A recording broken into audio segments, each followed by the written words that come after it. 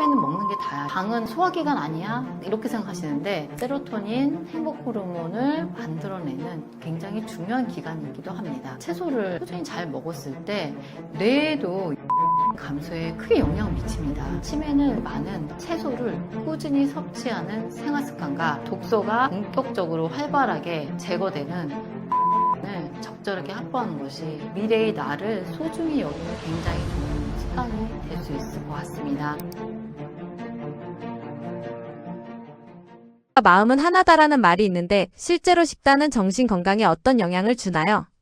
이 책을 읽으신 지인들이 가장 놀란 게 정신건강과 식단이 이렇게 상관이 많은가 이렇게 깜짝 놀라셨거든요. 근데 굉장히 영향을 많이 받습니다. 우리가 요즘 MZ들 특별히 인스타용으로 디저트 가게 많이 다니고 빵지술래 이렇게 많이 다니는데요. 이런 가공식품, 이런 이제 단 디저트들은 혈당을 빠르게 올렸다가 빠르게 떨어뜨립니다. 그래서 혈당 스파이크를 일으키게 되고 혈당 스파이크가 폭이 아무리 작더라도 혈관에는 미세한 손상을 주게 되거든요. 급격히 혈당이 떨어졌을 때 브레인 포그의 현상을 겪게 됩니다. 굉장히 뇌가 안개가 낀 것처럼 무기력하고 약간 명료하지 않는 나른한 느낌을 많이 가지게 됩니다. 실제로 이런 가공식품을 많이 먹었을 때 우리가 섭취한 모든 음식들은 일단 입으로 들어와서 분해되면 온 몸을 돌게 되거든요. 심장만 돌고 신장만 돌고 그런 게 아니고요. 뇌까지도 돌아서 영향을 미치게 됩니다. 뇌에 일단 염증을 많이 일으키게 돼요. 우리가 치매를 가장 두려워하지만 한 신경과 교수님이 치매는 먹는 게 다야 이렇게 말씀하신 적도 있었거든요. 이 말씀만 봐더라도 오랜 이제 신경과 환자들을 보셨던 분이 식습관과 만성질환이 얼마나 영향이 밀접한지를 알 수가 있습니다. 유익균이 그 채소의 식이섬유를 발효해서 장벽을 튼튼하게 하고 독소가 혈류를 타고 온몸을 도는 것을 방지한다고 했는데요. 뇌에도 염증 감소에 크게 영향을 미칩니다. 그리고 우리가 정서적인 부분을 생각할 때 행복 호르몬인 세로토닌을 얘기를 안 할 수가 없습니다. 요즘 이제 제 지인이 너무 가슴 아픈 이야기를 들었다고 하면서 이제 들려준 게 딱 봐도 20대, 지금 막 10대를 벗어난 20대 같은 여성분 두 분이 걸어가면서 자신이 우울증 약을 복용한다는 이야기를 했는데 너도 먹지 라고 얘기를 했는데 그 친구가 나도 먹지 하면서 누구도 먹는다고 얘기를 하는데 그 나열한 친구의 수가 너무 많았다고 하는 겁니다. 제 딸도 중학교 때 2학년 때 친구가 우울증으로 아파서 거의 학교를 못 나왔었거든요. 요즘 우울증이 10대, 20대 정말 심각합니다. 이런 우울증을 치료하는 약 중에서 세로토닌 재흡수를 막는 정신과 약이 있습니다. 우리가 흔히 행복 호르몬이라고 말하는 세로토닌이 사실 장에서 많이 만들어집니다. 장이 건강해야 우리 몸에 행복 호르몬이 많이 나오게 됩니다. 우리가 생각할 때 장은 소화기관 아니야? 이렇게 생각하시는데 사실 장은 굉장히 중요한 해독기관이고 면역기관이면서 세로토닌, 행복 호르몬을 만들어내는 굉장히 중요한 기관이기도 합니다. 제 책을 읽으신 분들은 장을 재발견했다라고 말씀하실 정도입니다. 맛없는 음식을 먹고 불행한 것보다 맛있는 음식을 먹고 행복하겠다는 말에 대해서는 어떻게 생각하시나요? 짧고 굵게 살고 싶다. 정말 원하는 거 마음껏 먹고 짧게 살고 싶다. 이렇게 말씀하시는 분들이 있는데요. 현대의학은 정말 놀랍습니다. 그렇게 빨리 죽게 내버려 두질 않아요. 어떻게든 연명치료 하거든요. 생각보다 굉장히 이른 시간에 아프게 되고요. 오랫동안 아프게 됩니다. 지금도 건강 수명이랑 평균 수명이 갭이 15년에서 20년 되거든요. 우리가 생각보다 건강하게 살 수 있는 시간이 식습관이 조절되지 않는다면 굉장히 영향을 많이 받게 됩니다. 제가 말씀드린 거는 지금의 행복보다는 나중의 행복을 생각하셨으면 좋겠습니다. 지금 내 몸이 원한다. 하지만 이거는 내 입이 원하는 거거든요. 내 몸이 원하는 거는 항상 채소입니다. 채소로 유익균의 먹이를 넣어주길 바라고 몸은 채소로 염증을 꺼주기를 바라는데 입은 단 것과 기름진 거, 짠 거에 너무 익숙해져서 마치 내 몸이 원하는 것처럼 익숙하게 반응하게 되죠. 식품 회사들은 어떻게든 경쟁 회사들이랑 차별돼서 소비자들이 더 많이 찾는 맛을 굉장히 열심히 연구하게 됩니다. 우리가 맛있다고 느끼는 것은 사실 자연스러운 맛이 아닐 수가 있고요.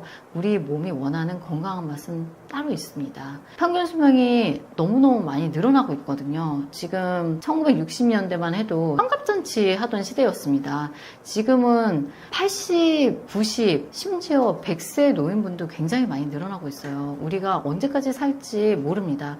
미래의 나를 소중히 여기는 습관을 이제부터는 가지셨으면 좋겠습니다. 우울증이나 스트레스도 식습관으로 줄일 수 있을까요? 우울하신 분들이 요즘 너무 많으신데요. 일단 이런 분들은 약물 치료가 많이 필요한 경우가 있습니다. 우리가 병원에서 약을 받지만 내가 나를 스스로 많이 돌봐야 하는 시간들이 있습니다. 내가 나를 돌보는 시간 중에서 가장 기본적인 게 식습관입니다. 식습관을 어떻게 하시는지 한번 보셨으면 좋겠어요. 우울하다고 나를 위한 음식이라고 가공음식, 배달음식, 외식 음식을 먹고 한 끼를 때운다. 이렇게 생활하시는 분하고 건강한 식재료로 자기 돌봄을 하시는 분은 차이가 있거든요. 그리고 우울증이 우리 몸과 정신이 연관되어 있기 때문에 먹는 음식뿐만 아니라 활동도 영향을 많이 미칩니다. 우울하면 운동을 하라고, 러닝을 하라고 권하시는 분들이 굉장히 많으시거든요. 운동할 때 우울증을 예방하는 좋은 호르몬들이 많이 나옵니다. 그리고 혈액순환도 좋아지고요. 수면도 잘 해야지 우리 몸 안에 독소가 해독되는 원활한 시간을 갖게 됩니다. 그래서 우울하시고 불안하시고 스트레스 많이 받으실 때 일단 좋은 식사로 시작해 보시고 수면과 운동을 점검해 보셨으면 좋겠습니다. 약물 치료 계속 하시면서 이런 생활 습관이 뒷받침되어야지 회복될 수 있습니다. 채소를 먹는 것이 뇌에 어떤 영향을 주는 건가요? 우리가 보통 생각할 때 당뇨, 혈당 잘 조절해야지, 치매, 신경과 질환이지 이렇게 생각하시는 경우들이 많은데요. 우리가 섭취한 음식은 분해돼서 온 몸을 돌기 때문에 뇌에도 똑같은 영향을 미칩니다. 지금 일부 학자들에게서는 치매가 제3의 당뇨병이라고까지 얘기를 하거든요. 뇌 세포에서 인슐린 저항성이 생깁니다. 인슐린 저항성을 이제 말씀드리면 우리가 혈당이 급격하게 올라가면 우리 몸은 그 혈당을 떨어뜨리기 위해서 인슐린 분비를 많이 하게 됩니다. 인슐린을 많이 분비하다 보면 세포가 인슐린을 받아들이는데 한계가 있고 그래서 인슐린을 더 이상 받아들이지 못하고 반응이 떨어지는 저항성이 생기게 됩니다. 이 인슐린 저항성이 만성질환의 기전이라고 보는데요. 이 인슐린이 많이 생겼는데 인슐린 분해 효소가 인슐린도 분해하지만 우리 몸의 치매의 원인이 되는 베타 아밀로이드도 분해를 같이 하게 됩니다. 인슐린을 분해하는데 너무 에너지를 많이 쓰게 되니까 베타 아밀로이드, 치매 원인이 되는 물질을 분해할 수가 없는 겁니다. 여력이 미처 가지 못하는 겁니다. 그래서 혈당을 잘 조절하는 게 치매 예방에 정말 중요한 일이 됩니다. 실제로 당뇨 환자들에서 치매가 일반인보다 높은 현상이 있고요. 잘 먹는 거, 어떻게 보면 혈당을 올리지 않는 식사를 잘 하는 거, 그리고 가공식품이 있는 첨가물들이 다 신경 독소로 작용을 하거든요. 이런 신경 독소의 염증으로부터 지키는 것이 혈당도 완만하게 하고 독소도 배출을 잘 할 수 있게 하는 채소가 해독 시스템의 중심에 있게 됩니다. 정말로 채소만으로 치매 예방이 가능할까요? 치매가 너무너무 폭발적으로 증가하고 있거든요. 근데 치매가 나이가 들어서 당연히 생기는 병이 아닙니다. 치매는 생활습관 병이고요. 실제로 일부 학자들은 치매를 생활습관 병이라고 보기까지도 합니다. 우리가 아직 치매의 원인을 다 밝히지는 못했고 치료제도 지금 개발 중이지만 가장 확실하게 일상에서 치매를 예방할 수 있는 것은 우리 뇌신경을 보호하고 뇌혈관을 보호하는 성분이 많은 채소를 꾸준히 섭취하는 생활습관과 그리고 운동, 스트레스를 잘 조절하는 마음습관, 독소가 본격적으로 활발하게 제거되는 수면 시간을 적절하게 확보하는 것이 굉장히 좋은 습관이 될 수 있을 것 같습니다. 우리의 건강은 어느 한순간에 지켜지지가 않습니다. 영어를 잘하고 싶어서 한 달 동안 영어를 열심히 하더라도 한계가 있잖아요. 건강도 마찬가지입니다. 매일 꾸준히 어떻게 보면 굉장히 사소해 보이는 습관, 중요해 보이지 않는 습관이 우리 몸을 지키고 10년 뒤에 저희 삶을 결정하는 것 같습니다. 현대인들에게 채소 해독식이 선택이 아니라 필수라고까지 말하는 이유는 무엇인가요? 현대인의 식단이 근 100년간의 변화를 보면 너무 많이 큰 차이가 있습니다. 우리가 굉장히 가난했던 시절이 있었는데 그때는 밀가루 설탕도 구하기가 굉장히 어려웠었거든요. 뭐 식용유는 말할 것도 없고요. 근데 너무너무 잘 살게 되면서 이런 식품들을 많이 접하게 됐습니다. 그뿐만 아니라 생활의 편리를 위해서 여러 가지 화합물이 든 초가공 식품들이 굉장히 많이 발달하면서 우리의 생활을 돕고 있죠. 근데 사실 이런 식품들이 우리 몸에서는 해독해야 할 독소로 작용합니다. 우리가 지금 지난 100년간을 보면 생활 습관도 앉아서 하는 자식 생활이 대부분이고요. 운동도 현저하게 줄었습니다. 일부러 운동을 하지 않으면 2,000보, 3,000보도 걷지 않는 날들도 꽤 될 거고요. 그리고 음식도 예전에 어머님들이 장 보시고 채소 중심으로, 된장국 중심으로 주셨던 그런 전통적인 한식 생활이 많이 바뀌었습니다. 이러한 생활 습관의 변화가 우리 몸에서 해독을 해야 하는 해독 시스템에 과부하를 주게 됩니다. 요즘 젊은이들 뿐만 아니라 아주 어린 아이들부터 태어날 때부터 유튜브 쇼츠에 노출되는 게 정말 흔한데요. 이런 것들은 뇌가 쉬지 못하게 합니다. 그래서 이 모든 것이 다 스트레스 호르몬을 분비하게 되고요. 이런 깨어있는 생활, 밤에도 이제 제대로 자지 못하고 늦게까지 이제 영상을 보는 이런 생활들이 사실은 수면의 질도 떨어뜨리고 이 모든 생활 습관이 연관되어 해독 시스템의 효율을 많이 떨어뜨리게 되는 생활을 하고 있게 됩니다. 요즘 만성피로, 염증, 호르몬 불균형 같은 문제가 늘고 있는데 이게 식습관, 특히 채소 섭취 부족과 어떻게 연결된다고 보시나요? 가장 공통된 기전이 만성염증입니다. 제가 채소 해독식을 내면서 말씀드리고 싶었던 채소의 기능이 해독 기능입니다. 우리가 어떤 민족인가 그랬을 때 배달의 민족으로 많이 생각하시지만 사실 우리는 나물의 민족입니다. 전통적으로부터 산에서 들에서 나는 나물을 많이 먹었던 민족이고요. 그리고 고추장, 된장, 간장들의 발효식품을 이용하여 양념을 하는 건강한 식습관을 가지고 있는 민족입니다. 그래서 건강한 식습관을 이어받았는데 현대 생활이 굉장히 빠르게 변화하고 가공식품이 많이 늘면서 전통적인 건강식단을 많이 하지를 않습니다. 우리가 뭐 한정식 식당에 가야지만 나물을 먹을 정도로 나물을 다채롭게 먹는 기회가 많이 줄었는데요. 이러한 채소들은 사실은 만성염증, 모든 만성질환의 기초가 되는 만성염증을 예방하는 효과를 내게 됩니다. 그래서 만성질환이라고 하시면 저희가 교통사고를 당해서 뭐 다리가 부러졌다거나 그런 사고로 인한 것 외에는 대부분 오랫동안 투병하는 고혈압, 당뇨, 암, 치매 이 모든 것들이 만성질환에 속하게 됩니다. 만성질환은 하루아침에 생긴 것이 아니고요. 오랜 기간 동안 독소가 잘 해독되지 못하고 염증을 일으켜가지고 만성질환으로 이어지게 됩니다. 이 기간이 10년, 20년도 갈 수 있는 거죠. 단순히 채소를 덜 먹는다 수준이 아니라 현대 식단 구조 자체가 몸을 망가뜨린다고 보시는 이유는 무엇인가요? 제가 오늘 이제 이 유튜브를 촬영하기 위해서 미용실을 다녀왔는데요. 미용실 직원분이 20대의 젊은 여자분이었습니다. 그분이 무슨 책을 썼냐고 저에게 여쭤보시길래 제가 채소 해독식을 썼다고 했더니 자기는 채소를 거의 안 먹는다고 하는 겁니다. 그래서 제가 끼니를 어떻게 해결하냐고 했더니 삼겹살을 구워 먹고 라면을 끓여 먹는다는 이야기를 했어요.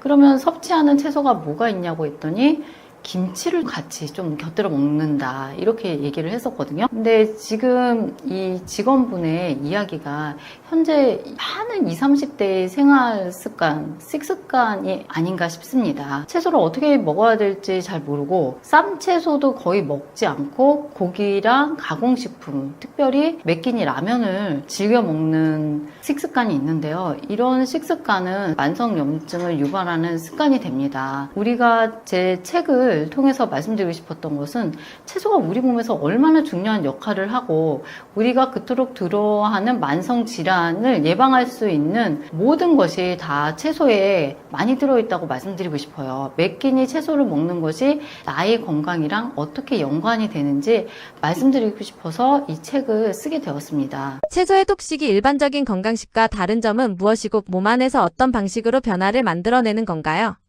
일반 건강식들이 굉장히 많은데요. 건강식은 다이어트를 하기 위해서 이제 특별히 여러 가지 식단을 하신다거나 아니면 목적을 가지고 하시는데 여러 건강식이 있지만 제가 말씀드리는 채소의 독식은 채소의 효능을 알고 만성질환을 어떻게 예방하는지 깨닫고 나서 채소를 먹기 시작한다면 평생 꾸준히 지속적으로 먹을 수 있다는 생각이 들고요. 채소만 먹자고 제가 말씀드리는 것은 아니고요.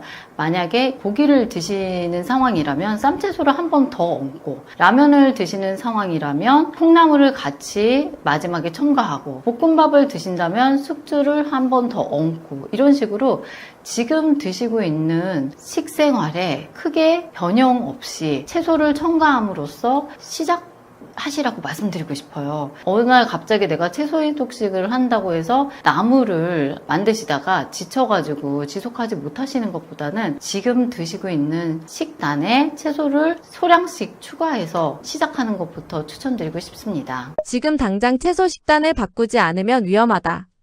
이렇게까지 말할 수 있는 가장 결정적인 이유는 무엇인가요?